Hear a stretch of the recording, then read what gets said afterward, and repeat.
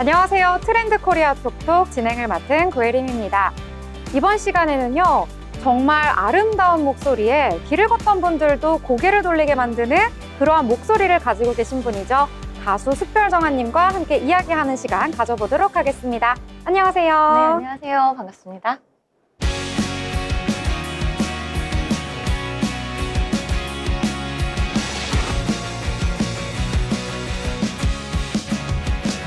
네, 숯별정아님, 이 시청자분들께 인사 말씀 부탁드릴게요. 네, 안녕하세요. 반갑습니다. 저는 위로와 그리고 따뜻한 토닥임을 전해드리고 싶은 가수 숯별정아입니다. 반갑습니다. 네, 정말 이름과 이 의상만큼이나 저희 스튜디오를 정말 환하게 해주시는 분들인데요. 보기에도 그렇지만 이 목소리가 정말 일품입니다. 제가 이 지난주에 이 제주도에서 했던 그 공연 실제로 봤었는데요. 진짜 공연을 쫙 하고 있으니까 지나가던 행인분들도 이게 무슨 노래지? 하고 막 길을 가다가 멈춰서 보고 있으시더라고요. 네, 맞아요. 노래하고 있는데 오셔가지고 인사도 해주시고 손도 흔들어 주시고 막 이렇게 찍어주셔서 되게 감사했어요. 보고 계시죠? 감사합니다. 네, 이렇게 감사 말씀도 시청자분들께 해드렸는데요. 일단 숯별정아님 본업이 일단 가수이십니다. 네. 그래서 어떤 음악을 하고 있는지 이것도 시청자분들께서 궁금하실 것 같거든요. 소개해 주시죠. 네, 저는 라이브 가수 생활을 되게 오래 했었고요. 지금은 크로스오버 가수로 활동을 하고 있습니다. 처음에 음원은 CCM으로 냈었고요. 재작년부터 다시 크로스오버 가수로 돌아와서 성악과 가요를 접목한 그런 창법으로 해서 위로와 치유를 전해드리고 있습니다. 네. 이 짧게 이야기해 주셨는데 또 시청자분들께서 듣다가 크로스오버가 약간은 좀 생소할 수가 있을 네. 것 같아서 일단 크로스오버가 무엇인지 또 이것을 주 장르로 삼게 된 이유가 또 특별히 있으실지 이 부분도 한번 전해주시죠. 네, 크로스오버가 굉장히 익숙하지 않은 분들도 많으실 텐데 쉽게 얘기하면 뭐 K 방송의 불후의 명곡이라든가 이런 데 보시면 포레스텔라 그리고 뭐 포르테나 리베란테 이런 팀들이 많이 나오거든요. 그분들이 다 이제 다른 팬텀싱어라는 오디션 프로그램을 통해서 나왔는데 그분들이 장르를 개척해 준 게 크로스오버 장르고요. 쉽게 말하면 성악을 베이스로 한 가요와 그리고 그 외의 모든 장르를 접합할 수 있는 다양한 음악성을 선보일 수 있는 그런 음악입니다.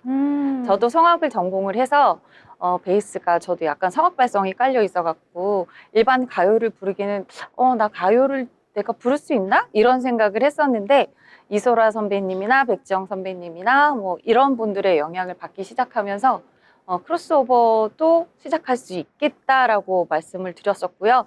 또 저희 대표님이 그러면 네가 잘하는 거 하자. 그래서 우리는 시장에 치우치지 말고 제가 행사를 가면 트로트를 해요. 하지만 네, 흥을 살릴 수 있지만 제 주특기는 아닌 것 같아서 제가 제일 잘할 수 있는 음악을 들려드리자라고 해서 크로스오버 음악을 하게 됐습니다.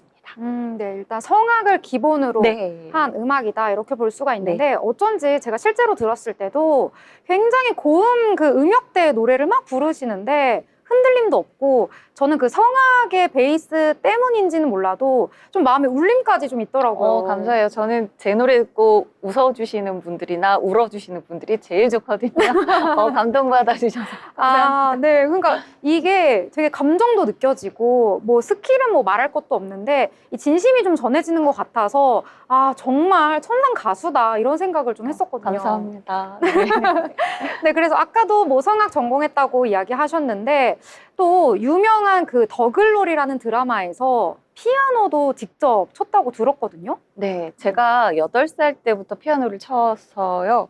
교회 반주도 25년 넘게 계속 했었고, 더글로리에도 제가 연기도 좀 같이 하고 있어서 같이 노래도 하고 할 겸 갔다가 어떻게 반주자로 일을 하게 돼서 교회 씬이 되게 많이 나와요, 더글로리에 보면. 근데 거기에서 이렇게 그랜드 피아노 요렇게 생긴데 제 얼굴에 거의 가려져서 잘 안 보이지만, 네, 거기에서 나오는 교회 씬의 모든 피아노 씬은 제가 친 겁니다. 그래서 옆에 계신 배우님이 잘했다고 막 칭찬도 해주시고, 네, 그래서 되게 영광스러웠어요. 네, 인기 흥행작 더글로리에서 피아노 씬이 나오는데 이 씬 전부 다 이 숯별정아님이 다 소화하셨다고 하니까 뭐 실력은 이미 인정받았다 이렇게 볼 수 있을 것 같아요. 정말 다재다능한 것 같습니다. 뭐 노래도 정말 잘 부르시고 피아노도 잘 치시고 아까 잠깐 언급하셨는데 이 연기까지 하신다고. 네. 그래서 너무 다재다능한데 그러니까 저도 좀 배우고 싶더라고요. 노래를요. 뭘 어떻게 알려드릴까요? 그래서 노래를 좀 네. 잘할 수 있는 방법, 뭐 꿀팁 이런 거 잠깐 전수해 주실 수 있을까요? 노래를 잘할 수 있는 방법은 제일 먼저는 자신감이고요. 저도 아직도 막 떨기도 되게 많이 떨고, 뭐 행사를 가거나 아니면 그냥 공연을 가면 되게 자신 있게 부르는데 되게 조용하게 뭐 교회에서 특송을 한다거나 아니면 어디서 오디션을 본다거나 이러면 저도 아직 많이 떨거든요. 그러니까 그런 떨림을 없애는 자신감. 그게 제일 중요하고요. 그래야 내 실력을 120%, 150% 보여줄 수 있는 것 같아요. 그리고 날계란 도우비 저는 잘 모르겠어요. 드실 거면 깨끗하게 씻어서 드시고요. 드시기 직전에 목을 많이 안 쓰시는 게 중요하고 배심으로 불러라 막 이러잖아요. 그냥 낮은 음, 높은 음 이런 스킬은 제가 개인적으로 연락하시면 알려드리도록 하겠습니다. 우선은 자신감과 유전입니다. 아, 네, 일단은 뭐 자신감 1번으로 갖추고, 그 다음에 이 목 관리를 좀 잘 해야 되니까, 뭐 섭취하는 음식이나 음료 이런 데도 신경 써라, 이런 이야기인 것 같습니다. 플러스 날계란 대신에 좀 깨끗하게 씻어서 먹어라, 라는 내용까지 추가해 주셨습니다. 자, 그렇다면 숯별정아님, 지금도 너무 다양한 활동하고 계시지만, 또 이루고 싶은 목표나 아니면 개인적인 소망, 이런 것도 좀 있을 것 같아요. 어떨까요? 네, 제가 정말 하고 싶었던 게 사실은 CCM이에요. 저는 어렸을 때부터 크리스찬으로 살아서 CCM 음원을 낼 수 있었던 첫 음원이 저한테는 참 기쁜 일이었고요. 제가 잘하는 것 중에 하나가 가사로 이렇게 사람들의 마음을 울리는 거거든요. 그래서 제가 힐링 요정이라는 별명도 얻었고, 아까 우리 아나운서님도 잠깐 얘기하셨지만 들으면서 감동이 있었다고 해주셔서 제가 나는 그런 쪽으로 조금 더 열심히 해야겠다 그런 생각을 해서 조만간에 CCM을 다시 준비하게 될 것 같아요. 저희 대표님이랑 지금 하고 있는 작업이 끝나면 곧 새로운 음악으로 다시 찾아뵐 수 있을 것 같고요. 그 CCM과 또 여러분을 향한 제가 갖고 있는 별의 노래라든가 아니면 마음을 울릴 수 있고 토닥토닥 해드릴 수 있는 그런 음악으로 전국으로 공연도 다니고 노래도 가서 불러드리고 안아드릴 수 있는 게 저의 가장 큰 희망이고 소망입니다. 네. 지금 듣고 있는데 진짜 진심이 와닿아서 저도 이 말을 경청하게 되고 정말 마음이 잘 느껴져서 꼭 숯별정아님의 노래를 들으면서 저도 힐링과 위로를 좀 받고 싶다 이런 생각을 좀 했습니다. 자, 이렇게 되게 겸손하게 말씀해 주시지만 실제로 노래 들어보면은 실력이 정말 엄청나시거든요. 감사합니다. 그래서 또 이렇게 은연중에 그런 말씀하셨어요. 뭐 성공하고 싶다 막 이러면서 성공에 네. 대한 이야기도 저한테 잠깐 들려주셨었는데 네. 이 이야기도 좀 자세하게 듣고 싶어요. 네, 제가 저희 집에서 둘째 딸인데 저는 평생을 지금 저희 부모님이랑 같이 살고 있거든요.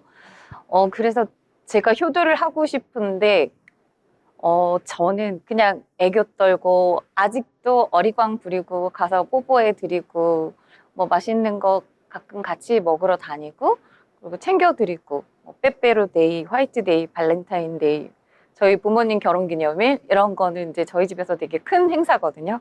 그래서 제가 이렇게 챙겨 드리고 가족들 생일 챙기고 이런 걸로만 효도를 하고 있는데 그 외에 제가 조금 더 마음과 그 모든 사람이 사랑하는 현금과 조금 더 제 마음을 많이 표현해 드릴 수 있게 부모님한테 저는 정말 효도하고 싶어서 성공하고 싶다는 얘기를 많이 하거든요.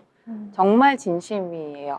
저는 저희 부모님이 건강하실 때 맛있는 것도 많이 사드리고 싶고 어디 모시고 다니고도 싶고 우리 딸 성공했다고 기뻐하시는 모습도 좀 보고 싶고 엄마 아빠 사랑합니다.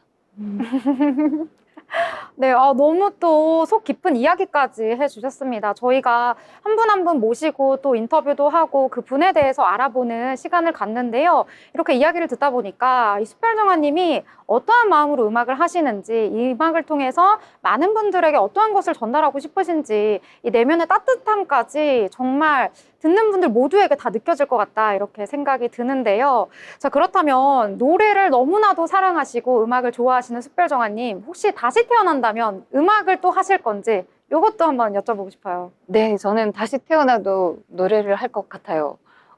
제가 진짜 어렸을 때부터 피아노 치고 노래하는 거에 너무너무 좋아해서 3살, 4살 때부터 손님이 오면 엄마 치맛자락을 붙잡고 엄마 나 노래하면 안 돼? 엄마 나 노래하면 안 돼? 이걸 맨날 했대요. 그래서 그러니까 귀여우니까 시켜주고 귀여우니까 시켜주고 했는데 이런 끼가 있었던 거죠. 저희 고모가 또 그리고 가수셨어요. 지금은 돌아가신 지 조금 됐는데 이미 가수 활동을 활발하게 하셨었고 그 고모의 끼를 제가 물려받은 것 같고요. 그래서 저도 다시 태어나도 정말 저는 저희 대표님이랑 처음 계약할 때 그랬어요. 나는 진짜 간절한 사람이 필요하다 그렇게 얘기를 하셔서 저는 노래를 못하면 죽을 것 같습니다. 그렇게 말씀을 드렸더니 하자 이렇게 계약이 성사가 된 거거든요. 예, 그런 마음을 알아봐 주셔서도 감사하고 저는 정말 다시 태어나도 노래하고 피아노 치고 음악하는 사람으로 살아갈 것 같아요.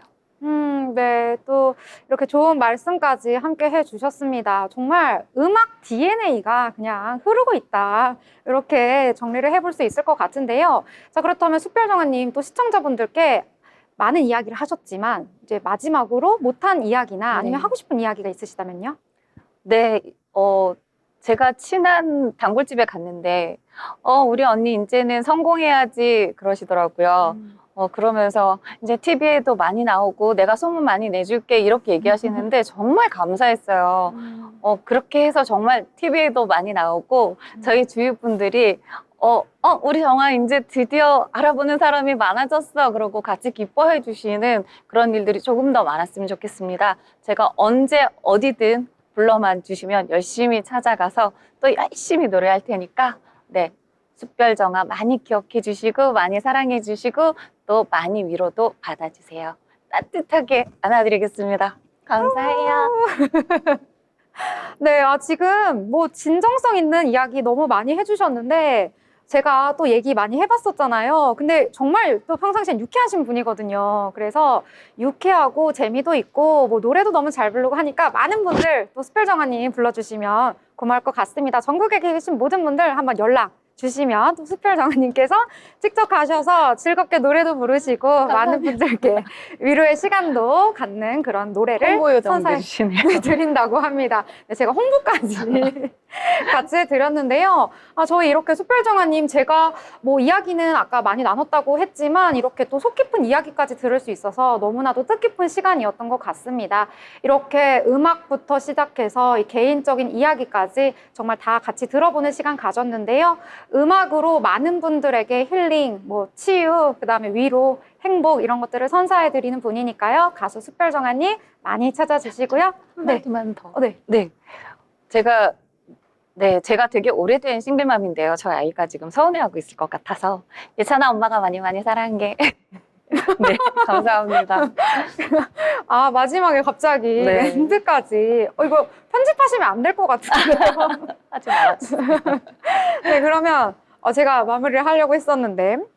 자, 그렇다면 오늘 숯별정아님의 다양한 이야기 들어봤습니다. 뭐 음악에 관련된 이야기부터 개인적인 이야기까지 정말 진심 어린 그 이야기들 다 들어볼 수 있었는데요. 많은 분들께 힐링과 치유의 시간 함께 할 수 있다고 하니까요. 별의 노래부터 내년에 발매 예정인 CCM까지 함께 해주시면 고마울 것 같습니다. 함께 해주신 숯별정아님 고맙습니다. 감사합니다.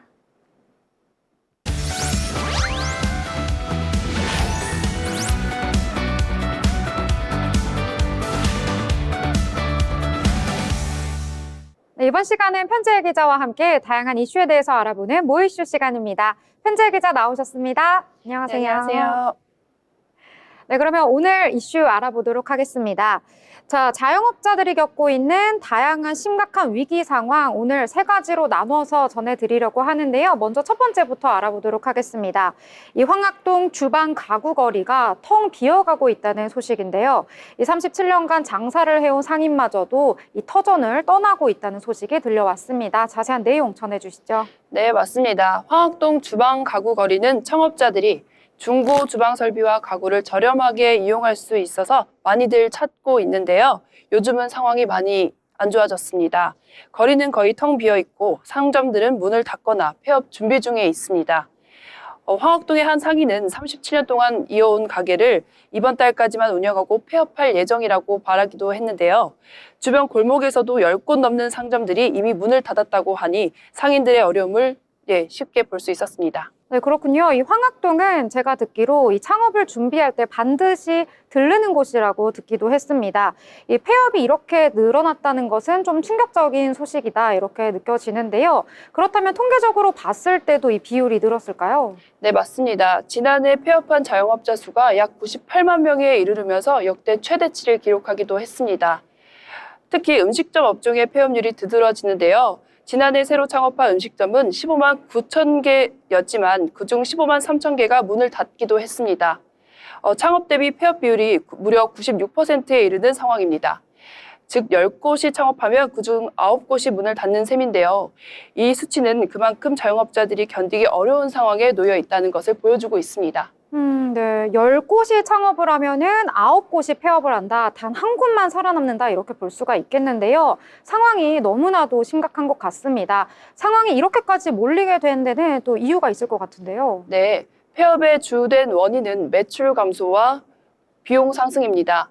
코로나 팬데믹 이후 자영업자들의 상황은 좀처럼 회복되지 않고 있습니다. 오히려 인건비와 임대료, 재료비는 계속 상승하고 있었는데요. 장사를 해도 남는 것이 없었고 오히려 적자가 계속해서 나는 상황이 이어지다 보니 결국 폐업을 선택할 수밖에 없었습니다.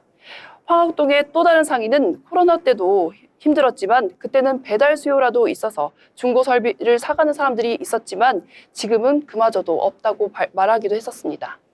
네. 상황이 너무나도 심각한 것 같습니다. 자, 이렇게 폐업하는 문제도 너무나 심각하지만 이 폐업을 하지 않고 장사를 이어가고 있는 이 자영업자들도 굉장히 심각한 상황에 내몰렸다고 하는데요. 소득 상황도 굉장히 좋지 않다고 들었습니다. 네, 자영업자들의 소득 상황이 매우 심각한 상황입니다. 지난해 국세청 자료에 따르면 자영업자 중 4명 중 3명꼴인 약 75%가 한 달 소득이 100만 원에도 채 미치지 못한다는 결과가 나왔습니다. 이 수치는 종합소득세 신고 기준으로 잡힌 것이긴 하지만 자영업자들의 실질적인 소득이 이만큼 낮아졌다는 걸 보여주는 통계이기도 합니다. 손님은 줄고 비용은 오르면서 수익을 내기가 매우 어려운 상황입니다. 월 소득 100만 원이면 요즘 같은 고물가 시대에 정말 살아남기가 어려운데요. 이렇게 자영업자들이 고충을 겪고 있는데 이 부분도 직접 들어보셨다고요? 네, 황학동의 상인들뿐만 아니라 전국의 각지에서 자영업자들의 고충을 황학동의 상인들뿐만 아니라 전국 각지의 자영업자들이 고충을 호소하고 있었습니다. 특히 음식점 업종은 재료비와 인건비 부담이 커서 장사를 계속하면 할수록 손해를 보고 있었습니다. 인천 연수구에서 카페를 운영하던 한 자영업자는 코로나19는 그래도 간간히 버텼지만 지금은 매출의 3분의 1이 줄어 더 이상 버틸 수 없어 결국 가게를 닫고 말았다며 이제는 구직에 나선다고 말하기도 했습니다. 특히 폐업 후 남은 주방 설비나 집기들을 팔려고 해도 이를 사가는 사람이 없어 더 큰 피해를 보고 있다고 말하기도 했습니다. 자영업자들의 실제적인 목소리를 들어보니까 더 와닿는 것 같은데요. 이렇게 사회를 유지하는 기반인 자영업자들의 생계가 어려워지면서 이 사회적 문제로 점점점 커지고 있는 듯한 모습이 나타나고 있습니다. 자, 그렇다면 이렇게 자영업자분들이 다시 일어날 수 있는 어떤 해결책이 좀 있을까요? 네. 현재로서는 자영업자들이 제기할 수 있는 여건이 매우 어려운 상황입니다. 정부와 지방자치단체에서는 일부 지원책을 마련하고는 있지만 자영업자들이 체감할 수 있는 실질적인 도움은 매우 부족한 상황입니다. 폐업 후 재기를 준비하는 과정에서 대출이자 부담과 생계 유지에 대한 고민이 큰 상황이기 때문에 이들을 위한 재정 지원이나 금융 대책이 시급한데요. 특히 고정 비용 부담을 줄일 수 있는 임대료 인하나 세금 감면과 같은 정책적 지원이 필요한 시점이라고 보고 있습니다. 네. 이 자영업자분들의 이 단순한 사업 영위를 넘어서서 좀 생계를 다시 일으킬 수 있는 여러 가지 정부의 대책과 방안이 필요한 시점인 것 같습니다. 자, 그럼 다음 소식으로 넘어가 보도록 할 텐데요. 이 불황 속에서도 그래도 성장하고 있는 업종이 있다고 합니다. 큰 위기를 겪고 있는 자영업자들이 있는 반면에 또 이 저가 브랜드들은 오히려 이러한 상황 속에서 성장을 하고 있다고 들었는데요. 어떤 업종들이 잘 되고 있을까요? 네, 맞습니다. 젊은 층의 소비 행태도 달라지고 있습니다. 가격과 상관없이 마음이 움직이면 소비하는 그 소비 형태인 가심비의 시대는 갔습니다. 불황 속에서도 저렴한 가격을 앞세운 가성비를 중요하게 생각하는 소비 트렌드가 확산이 되면서 다이소와 같은 저가 생활용품 매장이나 저가 커피 같은 전문점들이 오히려 전성기를 맞고 있습니다. 대표적으로 저렴이 화장품으로 인기를 끈 다이소는 지난해 매출이 3조 원을 넘어섰고요. 저가 커피 브랜드들도 빠르게 점포 수를 늘려가고 있습니다. 메가커피, 컴포즈 커피 같은 커피 전문점들이 1,500원에서 2,000원대의 저렴한 커피로 소비자들의 마음을 사로잡고 있습니다. 네. 실제로 뭐 점심시간에 밖에 나가기만 해도 많은 분들께서 그 저가 커피를 들고 이렇게 산책을 하는 모습을 보기도 했었는데요. 네. 이 저가 커피뿐만 아니라 초저가 주점도 인기를 끌고 있다고 하더라고요. 네, 맞습니다. 최근 생맥주 한 잔에 1,900원을 내세운 초저가 이자카야들이 빠르게 성장하고 있습니다. 대표적인 브랜드로 생마차와 소시지야가 있는데요. 생마차는 창업 9개월 만에 170호점을 돌파했고 소시지요는 6개월 만에 160호점을 돌파했습니다. 이들 주점은 회전율이 높아 짧은 시간에 많은 손님을 받고요. 고객이 직접 주문을 하는 시스템으로 인건비를 최소화하는 전략을 쓰고 있습니다. 이렇게 저렴한 가격을 앞세워 불황 속에서도 안정적인 수익을 내고 있습니다. 네. 이렇게 가성비를 앞세운 업종들은 이 불황 속에서도 인기를 얻고 있고요. 이 반면에 고가 브랜드나 명품들은 좀 타격을 받고 있다고 들었습니다. 구체적으로 어떤 내용인가요? 네, 고가 브랜드, 특히 명품 시장은 불황 시장의 영향을 크게 받고 있습니다. 최근 주요 명품 플랫폼의 카드 결제 금액이 30% 이상 감소했다고 하고요. 특히 온라인 명품 거래 플랫폼의 하락세가 두드러지고 있습니다. 반면 중고거래 시장은 그와 대조적으로 역대 최대 기록을 세우고 있다고 하네요. 중고거래 앱 사용자 수는 급증을 했고요. 한국인 스마트폰 사용자 10명 중 6명 이상이 중고거래 앱을 설치한 상태라고 합니다. 명품 소비 대신 가성비를 중시하는 소비자들이 증가하면서 중고 시장이 활성화되고 있습니다. 네, 이제는 중고 제품을 찾는 분들이 굉장히 많아진 것 같은데요. 소비 패턴 변화도 같이 일어나고 있다, 이렇게 볼 수가 있겠습니다. 이 자영업자들의 위기와 반대로 이 저가 브랜드 성장, 결국에는 이 불황 속에서 서로 다른 양상을 보여주고 있는 거네요. 네, 맞습니다. 네, 맞습니다.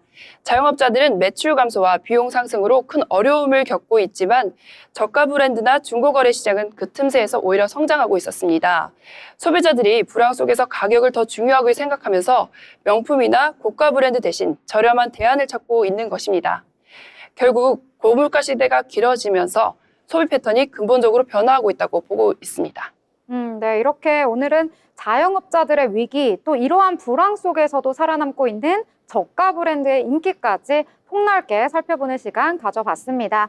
이 폐업이 급증하고 자영업자들의 소득이 줄어드는 상황에서 결국에는 정부와 사회가 나서서 이 지원책을 마련해야겠다, 이러한 생각이 드는 시점인데요. 오늘 이렇게 이야기 전해주신 편지일 기자와는 인사 말씀드리겠습니다. 감사합니다. 감사합니다.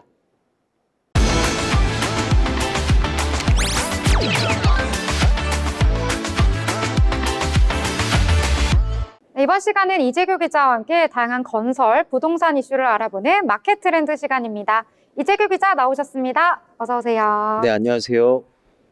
네, 오늘 알아볼 내용은요. 이 국정과제 시즌이 다가오면서 전세 사기 이슈를 비롯해 이와 관련되어서 경매로 넘어간 집을 헐값에 사들여 다시 되팔고 있는 법인들이 다소 적발됐다고 하는데요. 어떠한 내용일까요? 네, 최근 전세 사기로 경매에 나온 주택들을 법인들이 무더기로 사들인 후 주택도시보증공사 허그에 상환할 보증금을 갚지 않고 새로운 임차인을 들여 다시 임대하는 행태가 계속되고 있습니다. 제2의 빌라왕 사태가 우려된다는 지적과 함께 국민의힘 상임위 국토교통위원회 소속 김은혜 의원은 허그로부터 제출받은 자료에 따르면 2022년부터 지난달까지 수도권에 9,000채 이상의 전세 사기 피해 주택이 경매로 나왔고 대부분의 주택은 여러 번 유찰되어 감정가의 10% 이하로 낙찰되었다고 밝혔습니다. 낙찰을 받은 법인들은 대입연재금을 상환하지 않은 채 주택을 임대하여 수익을 내고 있었는데요. 예를 들어 A법인은 감정가 1억 5천만 원인 빌라를 226만 원에, 또 다른 B법인은 감정가 3억 원짜리 빌라를 905만 원에 낙찰받아 임대 수익을 올리고 있었습니다. 허그는 낙찰자에게 새로운 임대차 계약을 체결하거나 자금을 확보해 보증금을 자발적으로 상환하도록 유도하고 있지만 사실상 전세 사기 피해는 계속될 가능성이 커지고 있다고 합니다. 네, 문제가 굉장히 심각한 것 같습니다. 2022년부터 지난달까지 이 수도권에서 9,000채 이상이 경매로 나왔다고 하니까요. 이 양이 굉장히 많다라고 볼 수 있는데 이러한 상황 속에서 이 피해 주택에 거주하고 있는 세입자분들은 이 퇴거 위기에 처했다고요? 예, 맞습니다. 문제는 허그가 경매 낙찰자에게 새로운 임대차 계약을 체결하도록 유도하고 있어 제2의 전세 사기 가능성을 키우고 있다는 점입니다. 만약 허그가 보증금을 회수하기 위해 재경매를 진행하게 되면 새로운 세입자들은 예기치 않게 퇴거 요구를 받을 수 있습니다. 네. 그렇다면 또 궁금한 게 이 허그의 보증금 회수 비율은 어떻게 될까요? 허그의 보증금 전액 회수 비율은 해마다 감소하고 있었습니다. 2022년에는 15%였던 회수 비율이 지난해는 약 9%, 올해는 상반기 기준으로 0.2%에 그쳤습니다. 한편 이번 사건과 관련된 법인들은 특정 로펌을 통해 허그와의 소송도 불사하고 있는 상황입니다. 허그는 낙찰자에게 179건의 지급 명령을 신청했고 이 중 144건은 소송으로 이어졌습니다. 국감에서 김은혜 의원은 허그의 보증제도가 제2의 빌라왕과 전세 사기범들의 먹잇감이 되고 있다며 신속하고 과감한 형사조치와 제도적 보완이 필요하다고 강조했습니다. 네, 말씀해 주셨다시피 지금 제도적 개선이 굉장히 시급한 것 같습니다. 이 국토부가 이 피해자들을 돕기 위해서 새로운 제도도 마련하고 있다고요? 네, 맞습니다. 정부가 경매로 확보한 차익을 통해 피해자들을 지원하겠다는 건데요. 전세 사기 피해자가 정부의 경매를 통해 받은 낙찰가와 감정가의 차액으로 보상을 받을 수 있게 됩니다. 오는 11월 11일부터 시행될 전세 사기 피해자 지원 및 주거 안정에 관한 특별법 개정안이 그 핵심입니다. 이 개정안에 따르면 LH가 전세 사기 피해자의 우선 매수권을 인수해 해당 주택을 경매로 낙찰받고 그 차액을 피해자에게 지원하는 방식입니다. 이때 차액에서 관리비와 수수료는 제외됩니다. 또 국토부 관계자는 이번 제도를 통해 피해자들이 보다 원활하게 피해를 회복할 수 있도록 지원하겠다고 하였습니다.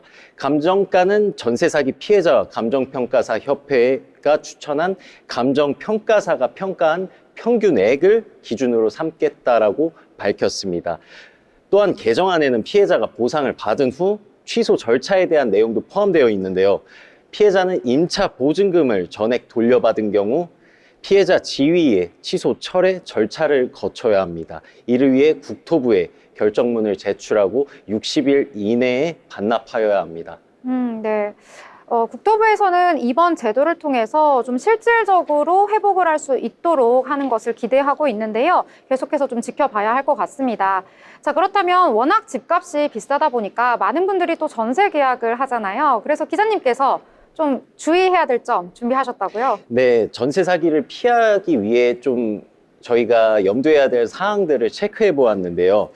전세 사기를 피하려면 첫 번째로 계약 전 주변 부동산의 매매가와 전세가를 비교해야 합니다. 만약 시세가 비슷하거나 차이가 없다면 위험 신호일 수 있습니다. 부동산의 설명만 믿지 말고 국토부 실거래가 시스템이나 부동산 앱을 통해 직접 확인하는 것이 좋습니다. 두 번째로 집주인의 채무 상태를 확인하는 것이 중요합니다. 채무가 있는 경우 해당 부동산이 경매에 넘어갈 수가 있으며 이때 세입자는 보증금을 돌려받지 못할 위험에 처할 수 있습니다. 이를 확인하기 위해선 부동산 등기부 등본을 발급받아 근저당권이나 전세권이 설정되어 있는지 여부를 파악해야 합니다. 마지막으로 세금 체납 여부 확인도 중요합니다. 집주인이 세금을 체납하고 있을 경우 세입자의 전세 보증금보다 세금이 우선 변제될 수가 있습니다. 과거에는 세입자가 이를 확인하기 어려웠으나 이제는 국토부 홈페이지나 세무서를 통해 집주인의 동의 없이도 확인할 수가 있습니다. 다만 임대차 계약서가 필요하므로 계약 후에 확인해야 하는 제한이 있습니다. 네, 세 가지 잘 알려주셨는데요. 일단 주변 부동산의 매매가와 전세가 비교를 하는 것이 중요하고요. 또 집주인의 채무 상태 확인하시고 또 세금을 납부를 잘 했는지까지 파악을 하셔야 된다. 이 세 가지 꼭 유념하시면 좋을 것 같습니다. 자, 계속해서 전세 사기 피해 소식 전해지고 있는데요. 이 계약 후에 세금이나 체납과 관련한 다른 알지 못했던 정보가 있다면 이 계약을 해지할 수 있다고 하니까 이 점도 참고를 하시면 좋을 것 같고요. 이 사전 점검과 또 계약 전에 특약에 필요한 내용을 꼭 넣는 것도 중요하다고 하니까요. 잊지 마시길 바라겠습니다. 마지막으로 기자님께서 또 추가적으로 하고 싶은 말씀이 있으시다고요? 네, 제 주변 지인도 최근에 전세 사기 피해를 당해 얼마 전 살고 있던 주택이 경매에 넘어갔는데요. 유찰이 되었지만 참 안타까운 현실을 이루 말할 수가 없습니다. 가까운 주변에 전세 사기 피해자들이 있을 정도로 피해자의 규모가 굉장히 크다고 인지되고 있는데 이 피해자들의 고통이 지속되고 있는 가운데 정부의 적극적인 지원책이 실효성을 발휘할지를 주목해야 할 것 같습니다. 끝으로 철저한 정보 확인을 통해 대항유권을 갖추고 안전한 전세 계약을 체결하는 것이 중요하다고 당부드리고 싶습니다.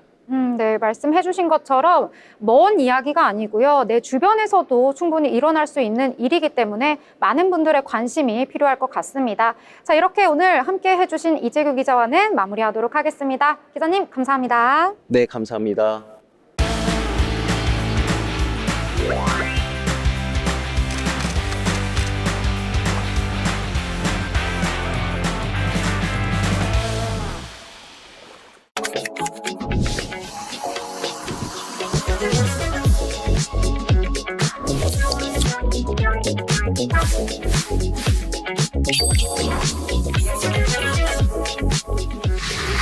경기 제1의 농경 문화를 꽃피운 풍요의 땅. 농경 문화의 터전인 여주 평야가 남한강을 따라 펼쳐져 있으며 수많은 문화유산을 품은 역사와 전통이 살아 숨쉬는 도시. 남한강의 수려한 경관을 바라보고 여주의 옛 정취를 느껴보자.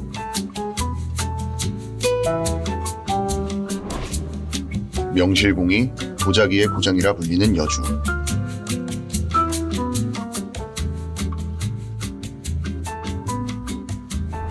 아름다운 풍광 속에서 열리는 대한민국 대표적인 축제.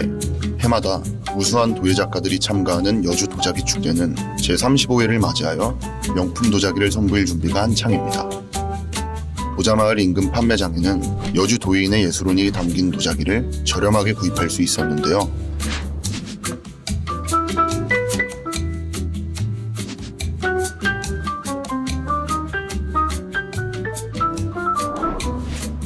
여주는 도자기의 주 원료인 고령토가 풍부한 쌀이산 근처의 도공들이 몰리며 곳곳에 도예마을이 형성되었습니다. 생활 도자기의 고장 우악동 증터 도자마을. 도예마을이라는 명칭답게 집마다 세워진 굴뚝이 인상적이네요. 평면 도자기로 장식된 벽화도 새롭게 느껴졌습니다. 흙에 혼불을 넣은 예술로 표현하기도 하며 뜨거운 1200도 이상의 고온에서 소송하는 과정을 거치며 온전한 형태로 건조되는 도자기. 화분과 생활도예, 청자와 술병 등 다양한 종류의 도자기. 도자기는 쓰임새에 충실하면서도 아름다운 예술품입니다. 마을회관 앞에는 더 이상 쓸 수 없는 도자 조각으로 정자와 의자가 새롭게 탄생했습니다. 하지만 오늘은 공장이 아닌 공방에서 선생님께 배워볼 예정입니다. 도자기 체험을 진행하기 위해 도자기 공방에 찾아왔습니다. 도자마을 인근 판매장에서 구입한 컵이 생각나서 직접 만들어 보려 합니다.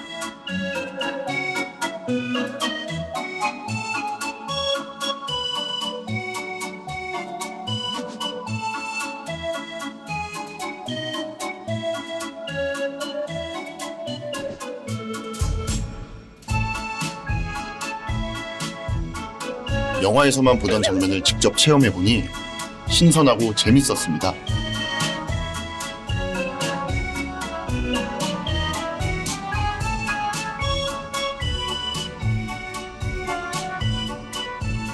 이 과정은 컵을 하나의 일정한 모양으로 만들기 위해 계속해서 틀을 잡고 있는 과정입니다.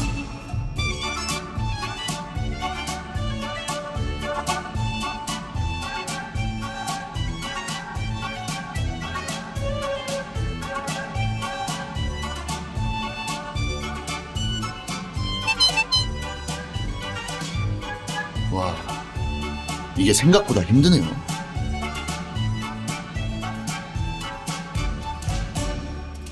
같은 과정을 반복하니 점점 팔이 저려왔습니다.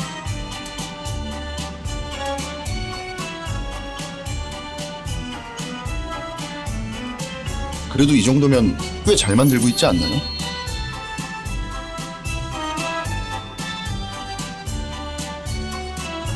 제가 만지면 계속 갈라지더라고요. 그래서 호기롭게 도전했던 마음이 점점 작아져만 갔습니다.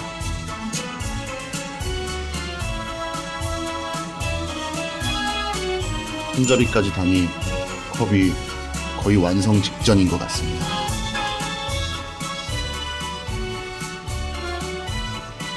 선생님께서 많은 도움을 주셨고 그 결과 성공적으로 컵을 만들 수 있었습니다. 여주에서 도자기를 구경도 하고 만드는 체험도 하면서 하루를 알차게 보내봤는데요. 정말 제대로 힐링되는 시간이었어요. 여주시에는 전시나 즐길 거리가 굉장히 잘 갖춰져 있으니까요. 여러분들도 한번 방문하셔서 즐겨보시는 걸 추천드리겠습니다. 오늘 영상은 여기까지 하겠습니다. 그럼 안녕!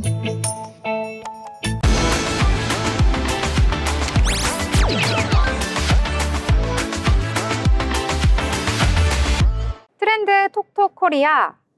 이번 시간에는 성장하는 2025 경제대전망 30대 경제 트렌드를 쓰신 분입니다. 세종대학교 경영학부 김대중 교수와 함께 경제 이야기 나눠보도록 하겠습니다. 교수님, 안녕하세요. 네, 안녕하십니까. 네, 오늘은 세 번째 시간인데요. 중소기업 스와트 대응 방안에 대해서 알아보도록 하겠습니다. 예, 오늘은 우리 중소기업이 어떻게 하면 이렇게 어려운 환경에서 살아남는지에 대해서 한번 강의를 하려고 합니다. 우리가 중소기업이라고 하는 것은 직원 수가 300명 미만을 말합니다. 300명에서 1000명까지가 중견기업이고 대기업은 직원 수가 1000명 이상을 말합니다. 우리나라 중소기업들 어떻게 하면 살아남을 수 있을까? 지금 현재 가장 중요한 것이 바로 구독 경제입니다. LG전자가 스마트폰과 마찬가지로 가전제품을 앞으로 구독 경제하기로 했습니다. 2년만 지나면 가전제품을 바꿔주는 것입니다. 우리 소상공인 중소기업 앞으로 살아남으려면 구독 경제를 해야 됩니다. 구독 경제라고 하는 것이 바로 이렇게 코로나라든지 경제기후가 왔을 때 극복하는 데 가장 큰 도움이 됐습니다. 우리가 보통 플랫폼 기업이다 이렇게 말하는데요. 페이스북 전 세계 80억 인구 중에 40억 명이 페이스북의 회원입니다. 그러니까 회원 한 명의 가치가 10만 원에서 20만 원 정도 됩니다. 그러니까 여러분들도 내가 중소기업에서 앞으로 중견기업, 대기업으로 성장하는 방법은 뭐냐? 회원을 모으면 되는 겁니다. 사람들이 꼭 필요하게 만들어야 되는 겁니다. 바로 카카오톡, 우리나라 5천만 명 국민 중에 약 4천만 명이 다 가입이 되어 있습니다. 페이스북, 사람들을 이어주는 것입니다. 현재 전 세계 83억 명 인구 중에 40억 명이 페이스북과 인스타그램을 하고 있습니다. 현재 인스타그램은 회원 수가 한 20억 명, 페이스북도 한 30억 명 정도로 알려지고 있습니다. 이와 같이 사람을 모으는 것이 바로 플랫폼 기업이고 바로 그것이 기업의 가치다. 이렇게 볼 수 있습니다.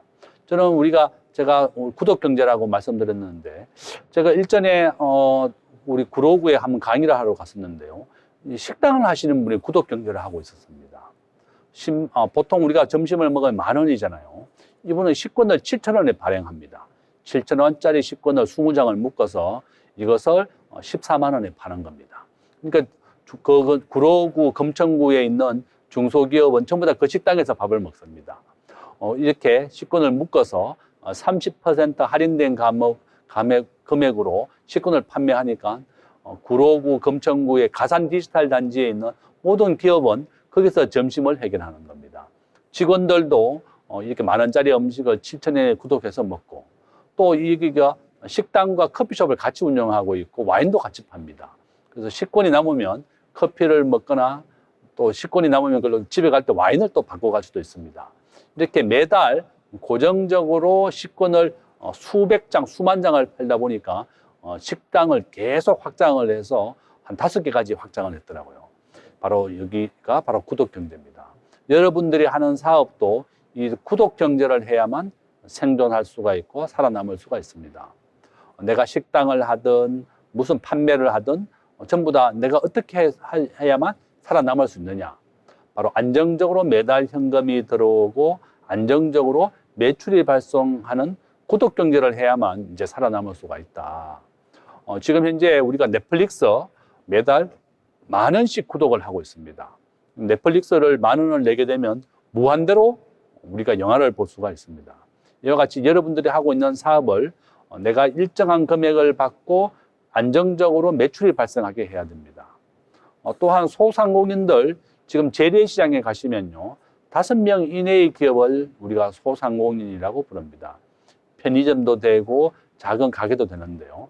과일 파시는 분들이 절반 정도가 지금 온라인에서 물건을 팔 수가 있습니다.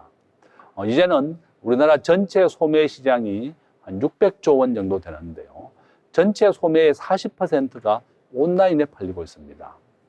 저 역시도 이마트에는 가족이 놀러 가서 영화도 보고 맛있는 것도 먹지만 물건을 사는 것은 쿠팡이나 온라인에서 하고 있습니다. 온라인이 전체 소매액의 절반 가까이 차지하고 있고 앞으로 70%까지 증가하게 될 것입니다.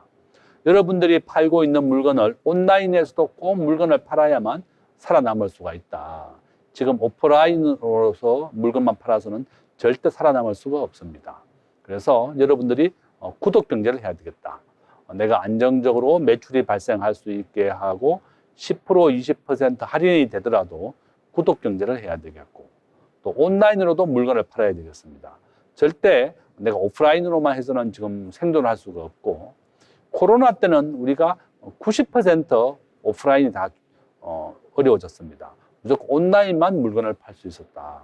앞으로 이런 온라인에 대한 비중은 계속 증가하게 됩니다. 한국의 쿠팡 지금 시가총액 한 70조 원 정도 됩니다. 배달의 민족 10조 원, 마켓컬리 3조, 오아시스 한 2조 원 정도 됩니다.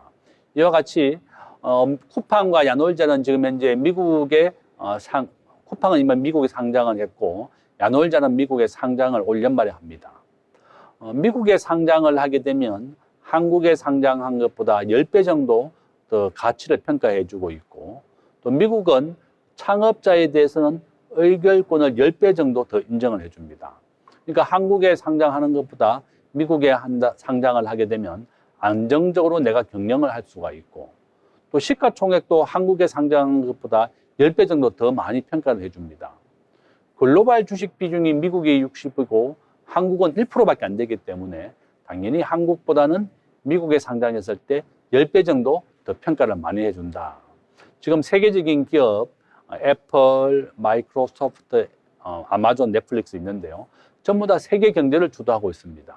전부 다 구독 경제를 하고 있습니다. 지금 애플 TV 10,000원 정도 냅니다. 우리가 한 $10 정도 내는데요. 그다음 애플 페이, 그다음 애플 스마트폰도 있죠. 이렇게 하고 있고 아마존도 마찬가지입니다. 이와 같이 전 세계가 지금 현재 구독 경제를 해야만 살아남을 수가 있습니다. 제가 얼마 전에 마이크로소프트 윈도우를 봤더니 여기 한 20만 원 정도 합니다. 마이크로소프트가 지금 매달 10,000원씩 내게 되면 윈도우를 무료로 주고 있습니다. 무료가 아니죠. 10,000원 내야 되니까. 그러니까 이렇게 모든 대기업, 중소기업 할 것 없이 구독 경제를 가지고 살아남고 있다. 우리나라 대기업 삼성전자가 뒤늦게 구독 경제로 뛰어들었습니다. 지금 현재 삼성전자가 위기에 처해 있습니다. 삼성전자의 반도체, 가전제품, 통신 인프라 전부 다 위기에 있는데요. LG전자가 더 빠르게 구독 경제를 활성화했습니다. 여러분들이 하고 있는 사업을 전부 다 구독 경제와 온라인으로 전환해야만 우리 중소기업이 생존할 수가 있습니다. 우리 학생들 지금 현재 스마트폰으로 수업하는 경우도 많이 있습니다.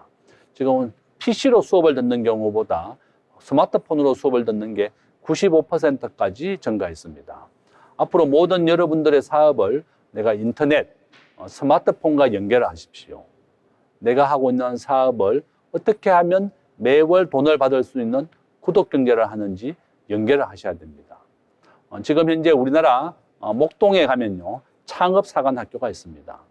우리가 개인들이 창업을 하게 되면 살아남는 비중이 10%밖에 안 됩니다. 창업사관학교에 가서 어떻게 중소기업을 운영하고 관리하는지를 배우고 난 다음에 창업을 해야 됩니다.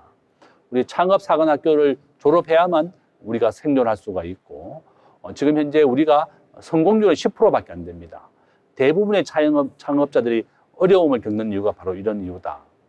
2023년, 2024년 1년간 폐업한 우리나라 자영업자 100만 명 가까이 됩니다. 그래서 내가 창업을 하더라도 온라인과 연결이 돼야 되겠고, 또 스마트폰과 연계가 돼야 되겠고, 구독 경제를 해서 안정적인 매출을 만들어내야만 생존할 수가 있다. 우리가 무턱대고 창업해서는 안 되고 이와 같이 생존 전략을 배우고 난 다음에 기업을 만들어야 되겠다. 이렇게 오늘은 우리가 구독 경제와 또 온라인 구독 경제를 해야만 우리가 생존한다. 이렇게 강의를 드리겠습니다. 예, 감사합니다. 네, 유익하고 알찬 이야기 함께 들어봤습니다. 함께 해주신 김대중 교수님 감사합니다. 네, 지금까지 중소기업 스왑 대응 방안에 대해서 알아봤습니다. 시청해주신 여러분 고맙습니다.